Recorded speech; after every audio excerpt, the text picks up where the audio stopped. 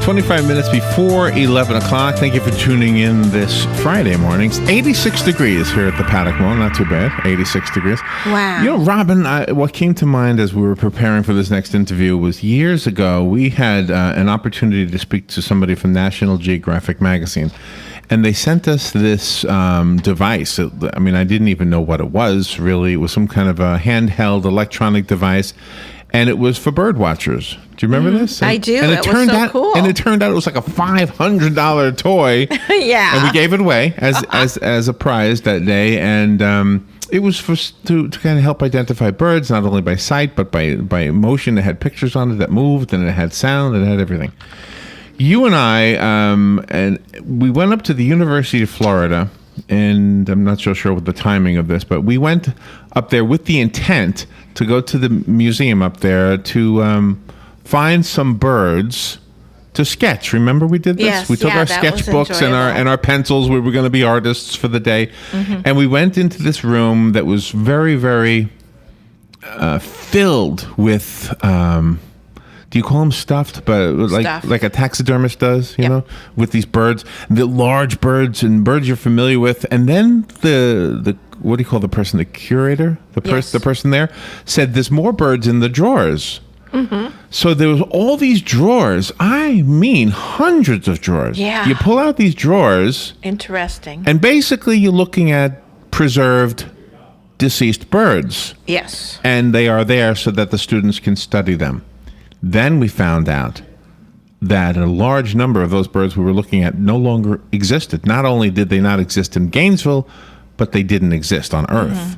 Mm-hmm. Absolutely horrible when you think that things that we could have prevented from going extinct became extinct.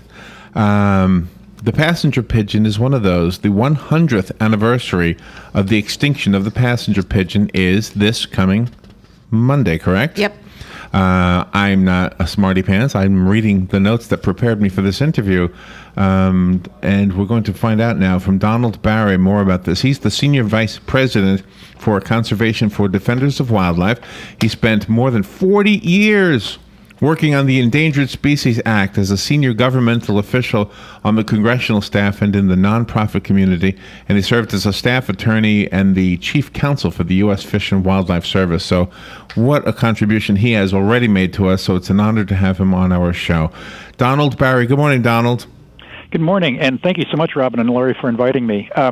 The extinction of the passenger pigeon is one of the most stunning environmental tragedies this country has ever encountered. Let me just give you a couple of statistics about how huge the passenger pigeon population in this country was at one point. In the middle of the 1800s, they estimate that there were between 3.7 and 5 billion, that's billion with a B, passenger pigeons. And yet we went from 3.7 to 5 billion birds down to zero in less than 50 years. What did we do? How did we do that? Well, I'll tell you in a second, but there's some more statistics that are even more appalling. At one point, the passenger pigeon represented probably 40% of all migratory birds in North America. 40%. We wiped out 40% of all of our migratory birds in less than 50 years. The largest documented nesting site occurred in Wisconsin in 1871. They estimated that there were close to 136 million passenger pigeons nesting in an 850 square mile section. And the famous Audubon, John James Audubon, the naturalist in the early 1800s, recorded having a flock of passenger pigeons fly overhead that took an entire 3 days to pass from start to finish. Wow. So, I know. So this is huge. And, you know, we rarely know the exact date and time an entire species will go extinct. But in the case of the passenger pigeon, unfortunately, we do. Martha, the very last of her species, took her final breath at the Cincinnati Zoo on September 1st in 1914, marking the end of a species that was once the most abundant in North America. Wow. And it's interesting. I was thinking about Florida and getting ready for this. Actually, Florida has had the same thing happen to it, where we know exactly the date and time that a species went extinct, and that involved the dusky seaside sparrow, which was resident in Florida. That happened in the mid-'70s, early '70s. So you asked, how could this possibly have happened? Well, what did we do? Well, let me talk about the passenger pigeon first. Well, can I ask you a question real quickly? Why is it called the passenger pigeon? What was the rider on it? I'm not really sure, but I mean, Okay. since they flew in such huge flocks, no, this was before Uber. You Okay. couldn't hitch a ride. Okay. Couldn't hitch a ride on the passenger pigeon. But Okay. no, the passenger pigeon, I think, was largely destroyed and driven into extinction because of two things. One was market hunting. That's what it was called at the time. The passenger pigeon became the most utilized form of domestic meat for the growing cities on the East Coast. And so people would go out and slaughter them by the tens of thousands. Oh. You can just imagine if you had these huge flocks flying overhead, people would develop guns that would have like 20 barrels in them. Pull one trigger, 20 barrels go off at the same time, a couple thousand birds fall out of the sky. So they were viewed as sort of this unending resource, and we just hammered the hell out of them for market consumption. The other thing that happened was the really steady, continual loss of forest habitat as we were kind of leveling all of our forests, moving from the east to the Midwest, and so their nesting sites were destroyed. It was a combination of those two things that resulted in the extinction of the passenger pigeon more than anything else. Was there a domino effect? Was there an animal that lived because it ate the passenger pigeon that also became endangered or extinct? Well, there had to be massive ecological impacts as a result of the passenger pigeons disappearing. But, we just weren't smart enough at the time to know that or to document that. You can use as another example the bison, the American bison. We destroyed virtually the entire native American bison population down to about 13 or 14 that were left hiding out in Yellowstone National Park. That is the only remaining pure stock of bison. There was one other small, teeny-weeny little population that was down in Texas. But imagine having these herds of bison, 30 million, 40 million bison going across the prairie. They had a huge impact on the ecology, but there were a whole bunch of species that were dependent upon those bison as well. And so when the bison disappeared, the prairie that they knew disappeared. And so you have this catastrophic collapse of an entire ecosystem when you have populations that large blink out. Gosh, it's just really a tragedy. And are we smarter now? I mean, will we make these same mistakes ever again? Well, I'm glad you asked that because 60 years after the passenger pigeon went extinct, Congress, in a fit of now rare bipartisan support, almost unanimously enacted the Endangered Species Act. It was signed during the Nixon administration. It had huge, overwhelming support from the Republican Party, in addition to the Democratic Party. And that was passed in 1973. The Endangered Species Act has just hit its 40th anniversary as well. And the purpose of the Endangered Species Act is to make sure that we do not have a repeat of the passenger pigeon or the dusky seaside sparrow again.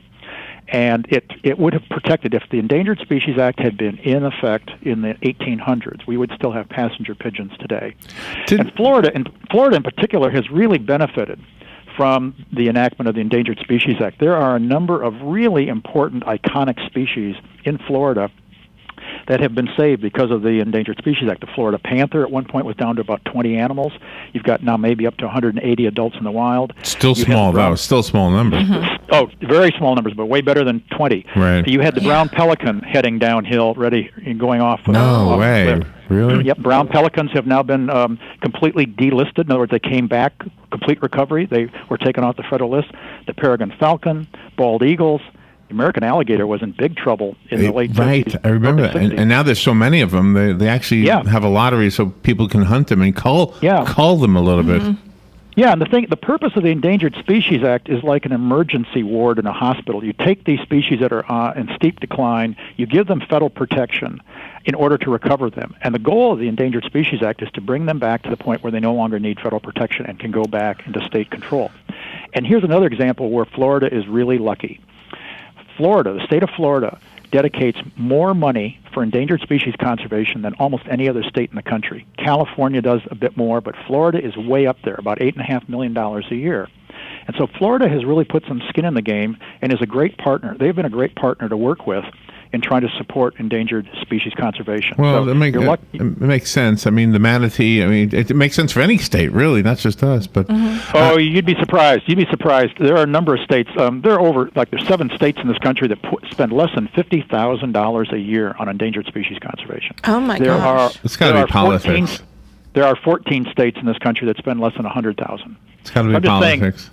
This is Florida, though. Florida values its out of doors. That's good to know. Yeah. It's a recreational state, and you know this November you've got a huge ballot coming up where it's going to be a choice for Floridian voters to decide whether or not they want to dedicate and change the state constitution to allow the rediversion, if you will, of real estate tax that's already being paid, but to dedicate it for wildlife conservation, fish and wildlife conservation, public land conservation, clean water restoration, et cetera, et cetera. So Florida has a big choice. Donald, I need to take a break, but I want to. I have so many questions, but if you just hang on there, take a breath, get a glass of water or something. We've got a weather report and just about 2 minutes of commercials, and we'll be right back. This is good stuff. Donald Barry, the Endangered Species Act and the plight of the passenger pigeon, the 100th anniversary of its extinction this coming Monday. We'll be right back. The weather is brought to you by myfwc.com. Safe boating is no accident. For today, a mix of clouds and sun with a thunderstorm or two around during the afternoon and evening hours. The high today 90 to 94. And partly cloudy later tonight, low 74 to 78. Tomorrow, times of sun and clouds with an afternoon and evening thunderstorm in the area, high 89 to 93. And on Sunday, partly sunny with a thunderstorm likely in the afternoon, high 90 to 94. From the Florida Weather Center, I'm meteorologist Joe Lundberg. Hey, it's Christy with Ocala Mac and PC Repair and Ocala Guest Wi-Fi to let you know we have you covered. We are the only local certified Apple and Microsoft computer company in Ocala. We are family owned and operated. From mobile repair to wireless networks, viruses, new systems, or security cameras, we do it all. Check us out online, ocalamacpc.com, or give us a call, 352-566-8324. Tell them Nick, Madison, or Mason sent you and get free diagnostic. Get your internet telephone service from the company that brought affordable internet service to Ocala in the first place. All Is Safe is a sister company of Ocala Guest Wi-Fi, a company you've known and trusted for all your internet needs. Whether you need a phone or hundreds, we've got the products and services to meet your needs both now and in the future. Our plans include everything from local and long-distance calling to equipment maintenance and even software upgrades. You can count on All Is Safe to give you cost certainty knowing that your bill will be the same next week, next month, or even next year. Call 352-450-8647 today to learn how to cut your monthly telephone bill up to 60%. Across the nation, people are stepping up. They're leading the way and walking to end Alzheimer's, the 6th leading cause of death in the nation. Together, we can reclaim the future. Walk to end Alzheimer's. Start a team. Join a team. Go to alz.org. The walk is at Tuscaloosa Park, September 6th at 8 a.m. This message sponsored by Camelot Chateau, a breath of fresh air in assisted living. Are you tired of not using your home's outdoor space for entertaining or relaxation because of all the bugs and leaves? Consider adding a beautiful screen room or glass enclosure. We are Superior Aluminum and Design, a family-owned and operated business with 20 years experience in the aluminum industry, and we are accredited by the Better Business Bureau. If you appreciate superior workmanship, call Superior Aluminum and Design at 817-8058 or visit us on the web at superiораluminumdesign.com. You hear a lot of announcements on WOCA, but you don't want to miss this one. The Salvation Army Church Indoor Yard Sale is happening on Saturday, September 6th from 8 a.m. till 1 p.m., and everything is priced to move. Over 5 truckloads of Christmas items, clothing, furniture, knickknacks, and books. Doors open at 8 a.m., and there will be a little of everything. Go to 2901 Northeast 14th Street here in Ocala. Thank you for supporting the Salvation Army programs. All right, 10 minutes before 11 o'clock. Thank you for tuning in. Donald Barry is waiting on hold. He is talking about the Endangered Species Act. To just put it in a nutshell, the 100th anniversary of the extinction of the passenger pigeon is this coming Monday. Once upon a time, there were, I think he said, 5 billion birds and passenger pigeon, and then other species as well that are extinct, that we really had a hand in on this, on some of these things. And that one, an obvious one, because of the fact that we were using it as a food source. Donald, thank you for waiting through the break. Do you know, we were talking the other day, we had this list of wise sayings, and one of them was the drop never thinks it's part of the flood. In other words, you're one guy in a car in a traffic jam, and for some reason you don't think you're part of that. You don't think you caused it. You know, and I think that probably applies to this as well. If I'm shooting, 100 birds out of 5 billion per day or whatever, however often we used to do that, I'm sure that those people, if that information ever got to them, which it probably didn't, But I'm sure they would have said, how can I be affecting this? You know, we all say this all the time, you know, about anything, whether it's extracting water from the aquifer and saying, well, it's not me, you know, it's somebody else. Well, that's a real problem. Most people in large societies feel that they don't have a voice, or they can't make a difference, or they're not really having any impact, which is not true at all, especially on something like the Endangered Species Act. At the end of, I was just mentioning earlier that this act is under constant attack by ultra-conservatives and Tea Party types who just absolutely hate it. They want to get rid of it. They want to go back to the way it was before. But, you know, I don't think any of us really want to go back to, you know, extinction of species like the manatee or Florida panther or the brown pelican. Can I say something that might defend them a little bit? Not that I know their position, because I really don't. But this is what we hear, because Robin and I talk to everybody, okay? And this is what we hear, and not specifically about this. I would imagine that the reasonable people that we talk to would never want any species to become extinct. So let me just say that first. But what they tell us is that they're not against the intent of that. They're against the riders that are added to the bills that really have nothing at all to do with the bill. This is an issue I think our government has to figure out what to do. Instead of passing one bill that says, let's protect all wildlife, and by the way, let's make sure we get $100,000 going to Johnny Coal Company down the road.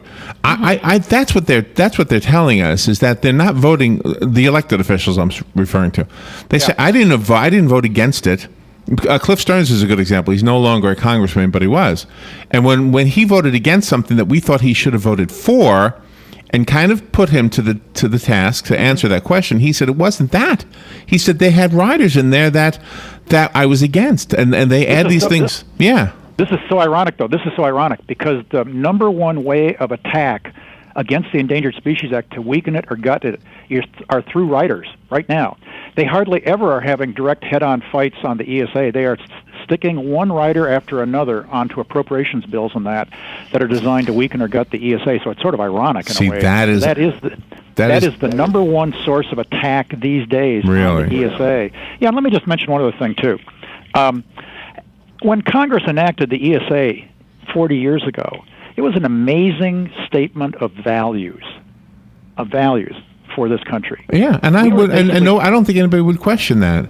No, but we've lost kind of our way, I think, in terms of what values we continue to appreciate and uphold these days. I really think that's sort of one of the problems here.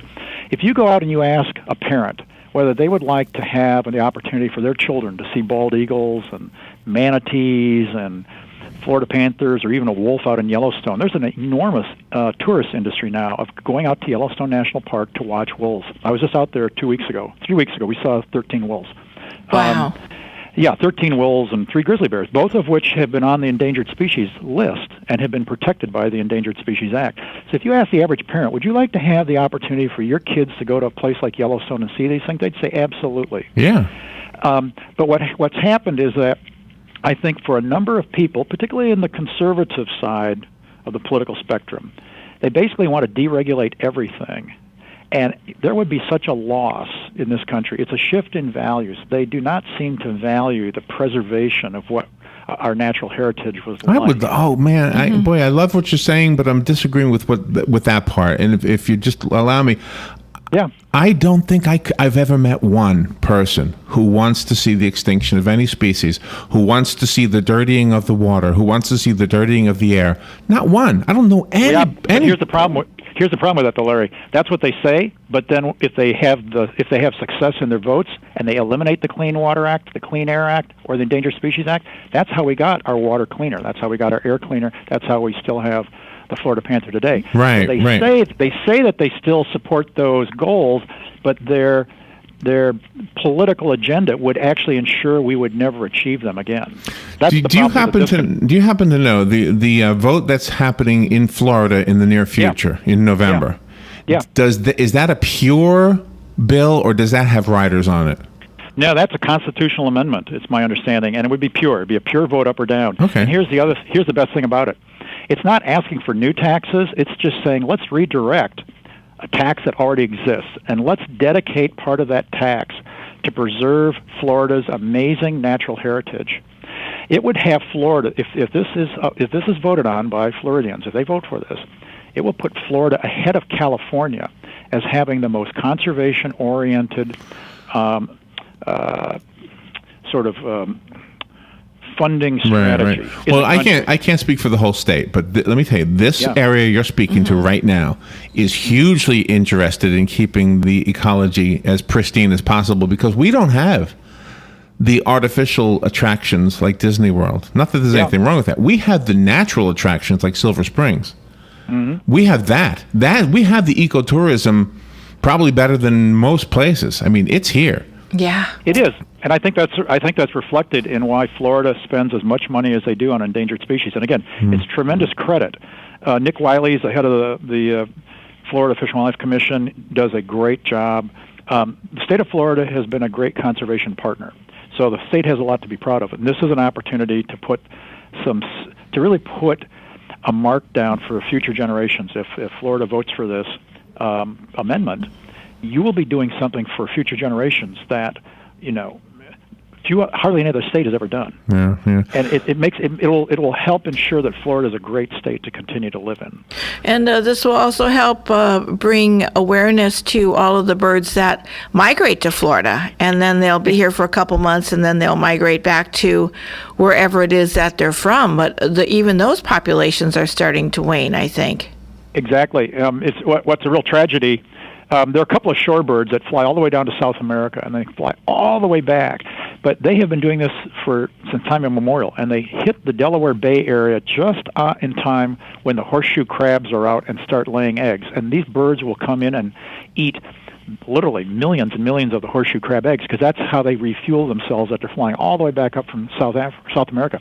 The problem is that with climate change, it's getting out of sync. And so these birds show up, and the crabs either drop their eggs earlier or maybe later, and it's starting to really spin out. So a lot of migratory species are really being hammered, either because their habitat, when they come to the area for the wintering range. Look at monarch butterflies. That's another one. The monarch butterfly is in big trouble in this country, and just about every adult in this country grew up with lots of monarch butterflies flying around. Right, Donald, monarchs are in big trouble. Donald, I'm so happy to have you on the air. You definitely represent somebody who has dedicated his life to making sure this world remains, the Earth remains the beautiful Earth that it could be and should be. Oh yeah. So thank you for that. I'll have to look. I'll have to ask if anybody comes on the show that disagrees with the amendment. I'm gonna drill him and figure out why. Exactly. I'm gonna try to figure out why. All right, Donald, do you have a website you can leave us with? Yeah, I work for Defenders of Wildlife. We are the number one national conservation organization focusing on protecting the Endangered Species Act. So all you need to do is to go to our website, Defenders, with an S at the end, defenders.org. Okay, all right. And where are you? Where are you calling from? I'm in Washington, D.C. I grew up in Wisconsin, came out here swearing I was only going to stay 1 year, and that was 40 years ago. So it just shows how. So you're from Wisconsin. Wait a minute. Robin is from Wisconsin. Now we have a little disagreement here. Oh, I grew up in a humble peasant village south of Madison, Wisconsin. Oh, you're close to Robin. Let me ask you this: do you slow up or do you slow down? Slow up or slow down when? Robin says we go someplace. Robin says we'll slow up. I said nobody slows up. You slow down. She's in Wisconsin. You say slow up. Well, how do you say? What do you say? I mean, how do I say the word? The phrase? I mean, like if I'm driving and you're my passenger and I'm going too fast, you say slow up or do you say slow down? I say slow down. Robin. Gee. Am I in trouble? Well, you're from Wisconsin. Yeah. Okay. See, us guys from New York, we always slowed down. That's right. Yeah, what can I say? But you guys in Wisconsin, you slowed up. I think I just stepped in it. I'm just teasing.